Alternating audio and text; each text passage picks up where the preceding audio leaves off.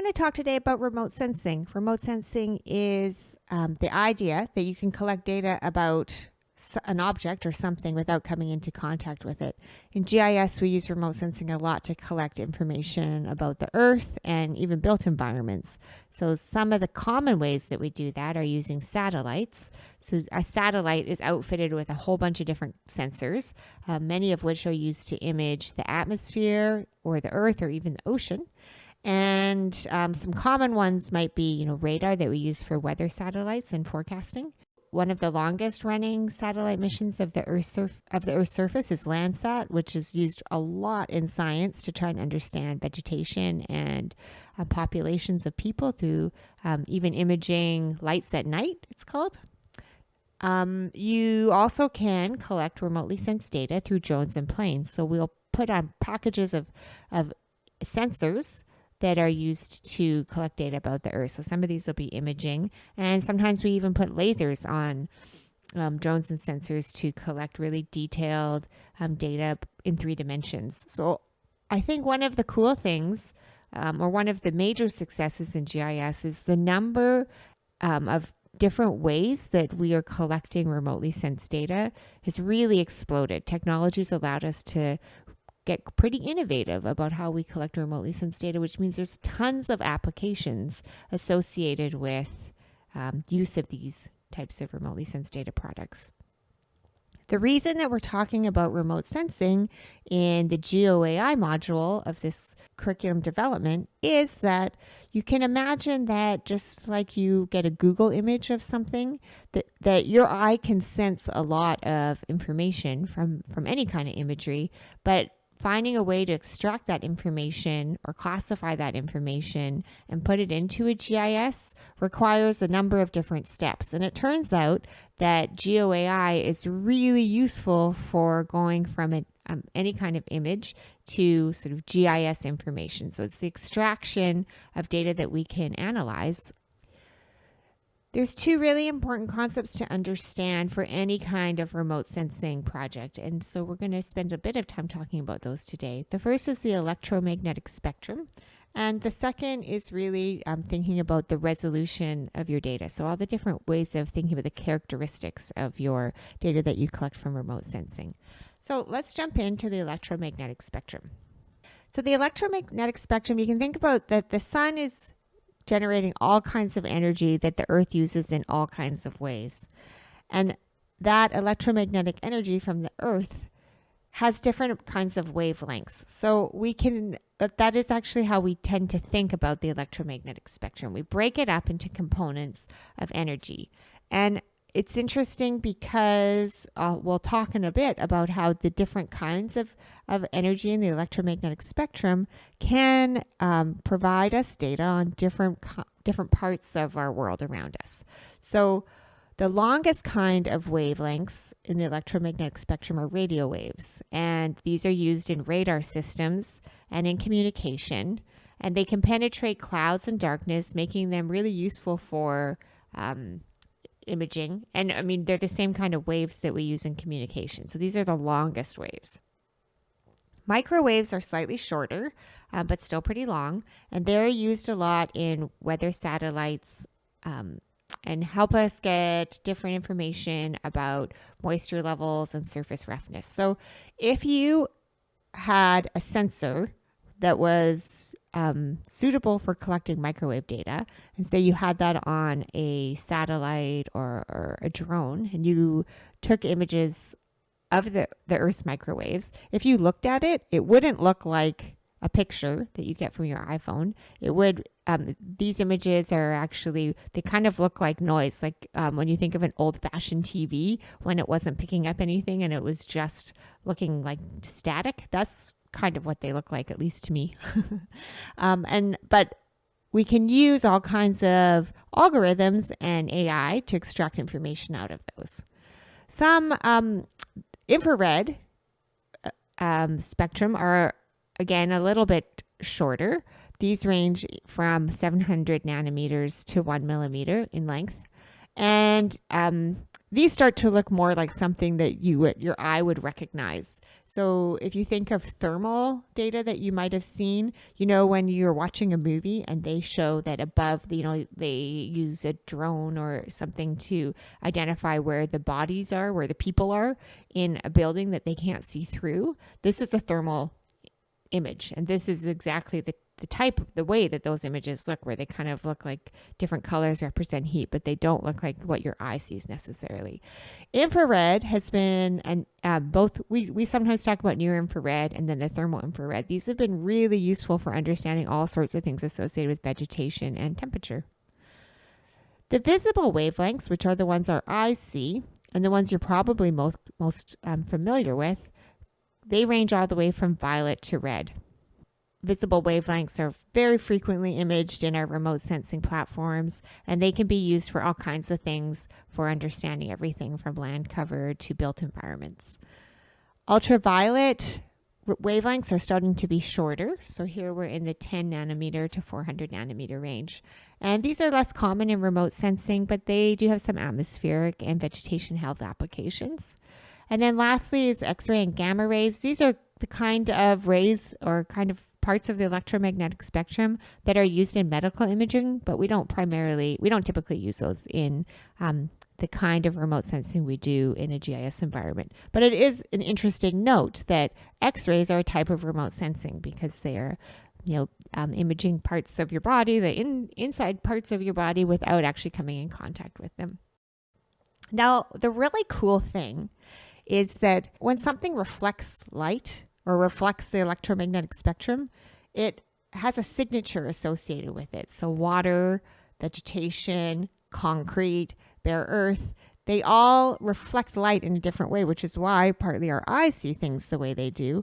But it is this signature that we often look at when we're trying to understand, when we're trying to go from an image that we've taken to information about it. So here's an example of how we might pull out different kinds of signatures. So this is the amount of basically of that wavelength that's reflected by these different kinds of environments. So water, it will reflect in the 0.4 to 0.8 nanometers. Vegetation is complicated because there's obviously a lot of it, but greenness has a particular signature, and then bare earth will have a different signature associated with it.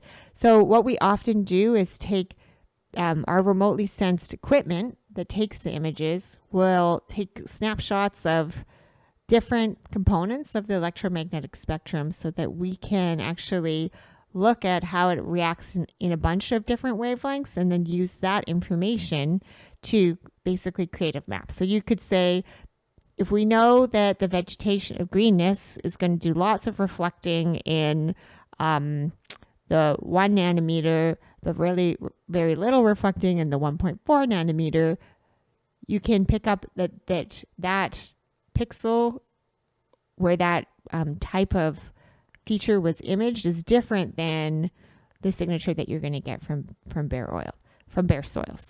So it's really these differences that become what we use to extract information with our GeoAI. Another feature of your remotely sensed data, which is important to understand, is the resolution of your data. So we can think about resolution by breaking it up into 4 categories. So the first type of resolution in remotely sensed data is spatial resolution. So one way you could think about this if you are into your digital photography is, what are the DPI associated with taking a picture? So basically you have to go from having an image to storing it in these little tiny pixels, or sometimes big pixels. And the size of that pixel is your spatial resolution. So something like Landsat, it represents every pixel represents 30 meters by 30 meters on the ground.